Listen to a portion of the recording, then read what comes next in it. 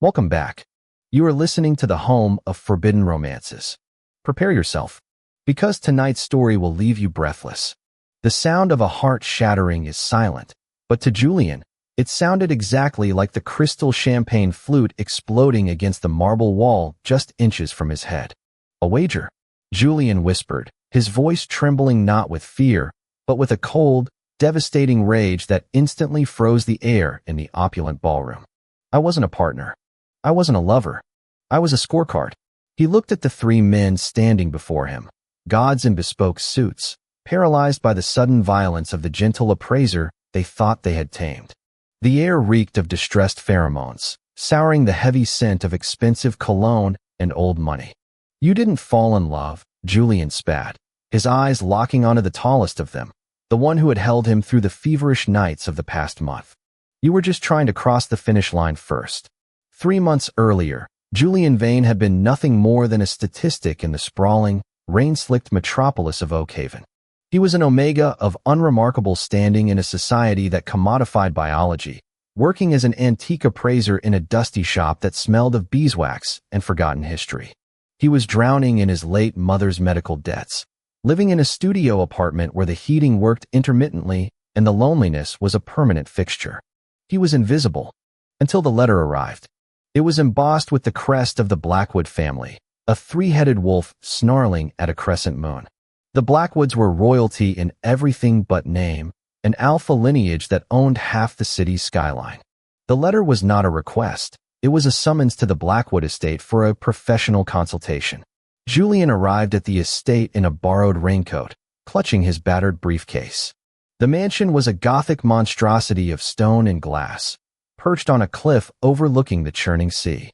He was led into a library that was larger than his entire apartment building. And there, waiting for him, were the three heirs of the Blackwood Empire. Lucian, the eldest. The CEO, a man carved from ice and arrogance, with silver eyes that dissected Julian the moment he walked in. He sat behind a mahogany desk, radiating a pheromone scent of burnt cedar and freezing rain. Kalen, the middle brother. The socialite. He lounged on a leather sofa, spinning a dagger between his fingers. He was pure, chaotic fire, smelling of spice and expensive whiskey. His grin was sharp, predatory, and entirely unbothered by social niceties. And Elian, the youngest. The prodigy. He stood by the window, his back turned, watching the storm.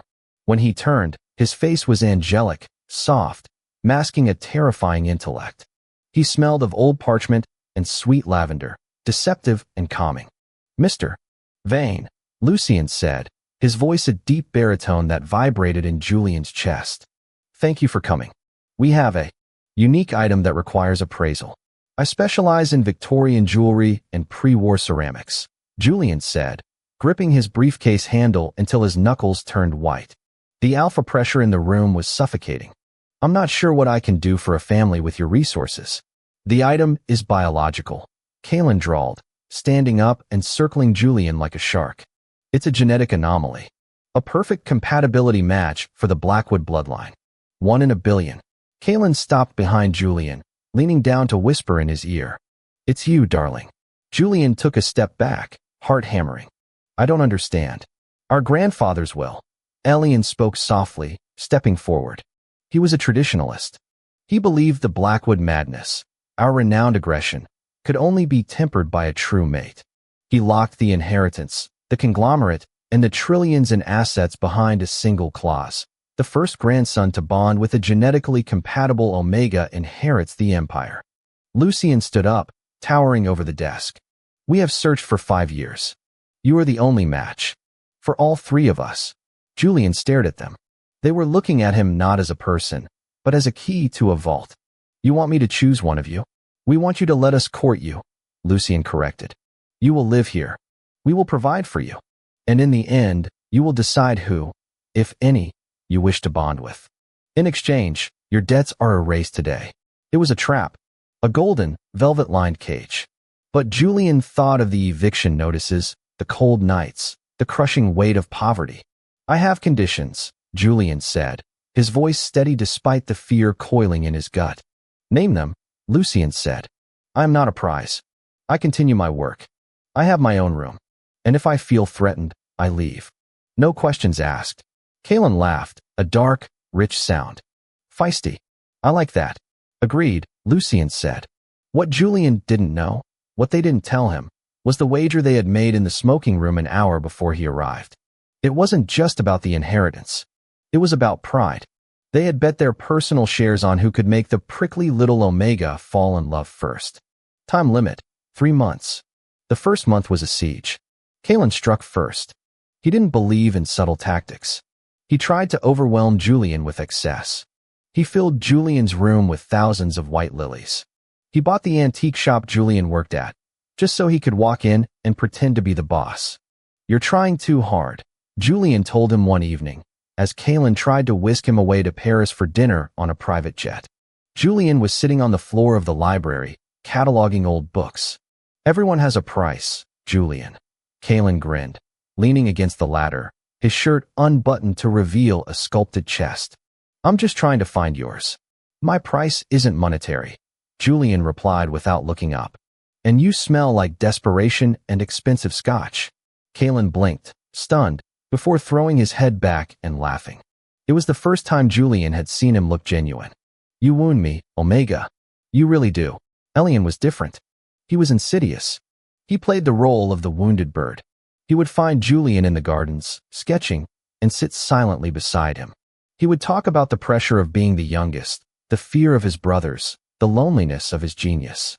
They look at you and see a key, Elian whispered one afternoon, his hand brushing Julian's. I look at you, and I see someone who knows what it's like to be invisible. Julian almost fell for it. Elian's scent was soothing, and his vulnerability tugged at Julian's nurturing instincts. But then Julian caught the gleam in Elian's eyes when Lucien walked by, a look of pure, calculated malice. Elian wasn't a wounded bird. He was a viper waiting for the hawk to land. Then there was Lucien. Lucien ignored him. For the first 3 weeks, the eldest brother treated Julian like a piece of furniture. He offered no gifts, no sob stories, no grand gestures. He worked. He commanded. He existed in a sphere of cold authority. And it drove Julian insane. It wasn't until the night of the storm that things changed. The power grid in the mansion fluctuated, plunging the east wing into darkness. Julian, terrified of the dark since childhood, was frozen in the hallway, his breathing shallow. A beam of light cut through the blackness. Lucien appeared, holding an old-fashioned oil lantern. He didn't mock Julian. He didn't offer fake comfort. Breathe, Lucien commanded. It wasn't a suggestion. It was an order that bypassed Julian's panic and hit his instincts. Julian inhaled, the scent of cedar grounding him. Lucien held out a hand. Come. The generator takes 10 minutes to cycle. He led Julian to his study, lit by the glow of the fireplace. He poured a glass of water and set it down. Why do you hate me? Julian asked, the question slipping out before he could stop it. Lucien looked up from his papers, his silver eyes unreadable. I don't hate you, Julian. I resent the circumstance. I resent that my grandfather reduced my worth to my ability to seduce a stranger. It is insulting to me, and it is degrading to you. Julian stared at him.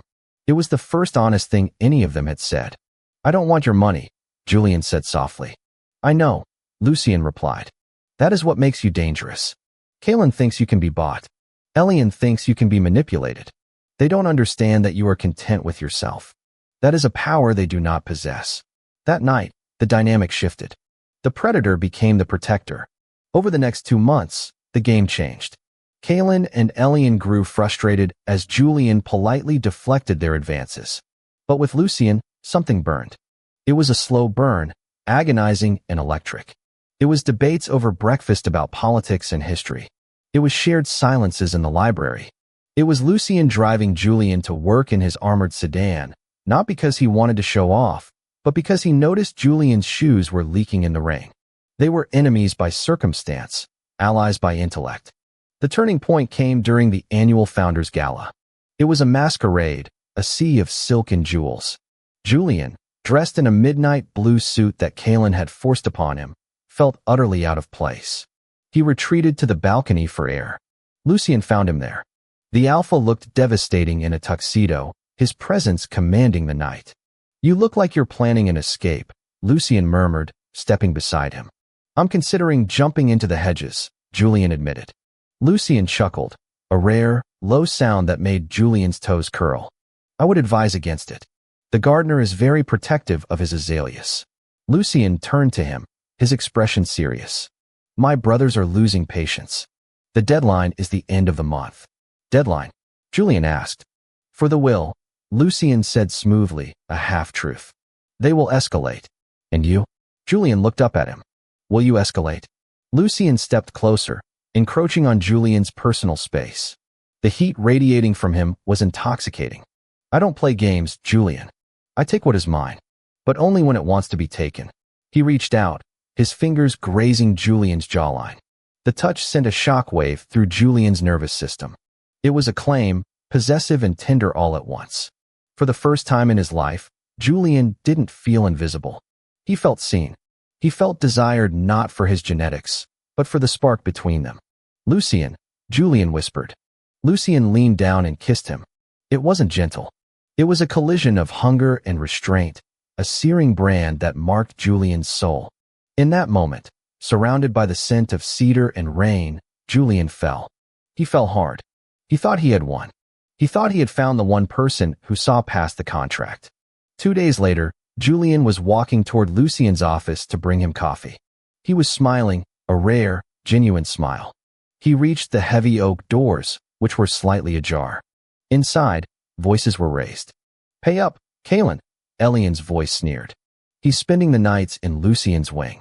The servants talk. It doesn't count until the bonding mark is there, Kalen argued, sounding bitter. Lucien always plays the long game. The cold shoulder routine. It's a cliché. It worked, didn't it? Lucien's voice cut through the air. It sounded bored, detached. He is pliable. He trusts me. The compatibility is reacting favorably to my pheromones. The bonding will happen before the deadline.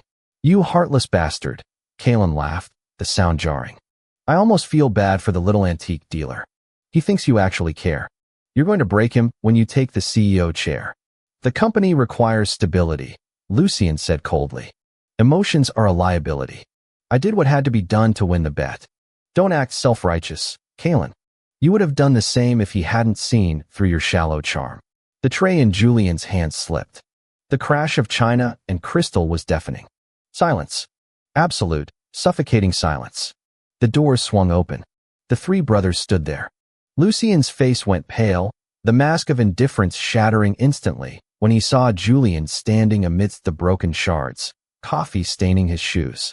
Julian, Lucien breathed, stepping forward. Don't, Julian said. His voice was quiet, deadly. Don't take another step. It's not, Lucien started, panic flaring in his eyes. A bet, Julian said, looking at Kalen and Elian. A game. Who could catch the mouse first? He looked at Lucien. The betrayal was a physical pain, a knife twisting in his gut. The kiss, the protection, the talks, it was all strategy. A corporate takeover of his heart. You are exactly who everyone says you are, Julian whispered, tears welling in his eyes but refusing to fall. A monster. Julian, listen to me, Lucien growled, his alpha command leaking into his voice. It started as a bet. But I am leaving, Julian announced. The contract states I can leave if I feel threatened. And right now, I have never felt more unsafe. He turned on his heel and ran. He didn't pack. He didn't wait. He ran out of the mansion, into the pouring rain, down the long driveway. Julian. Lucien's voice roared from the balcony, raw and desperate. Julian didn't look back. He returned to his cold apartment. He returned to the debt collectors. He blocked their numbers. He curled into a ball on his mattress and tried to scrub the scent of cedar off his skin, but it was embedded in his DNA now. 3 days passed. Julian didn't eat. He barely slept. On the 4th night, a knock came at the door. Not the polite knock of a solicitor, but a heavy, demanding pound. Julian opened it. Lucien stood there. He looked destroyed.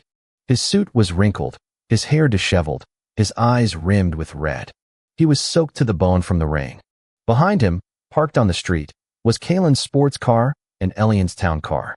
Go away, Julian said, trying to close the door. Lucien slammed his hand against the wood, holding it open. But he didn't push his way in. He dropped to his knees. Right there in the dirty hallway of the tenement building, the king of Oakhaven, the CEO of Blackwood Industries, knelt on the linoleum floor. I forfeit. Lucien rasped, his head bowed. Julian froze. What? I forfeited the inheritance, Lucien said, his voice breaking. I signed the papers this morning. I gave it to Elian. Kalen got the liquid assets. I have nothing. Julian stared at him, his heart pounding against his ribs. Why would you do that?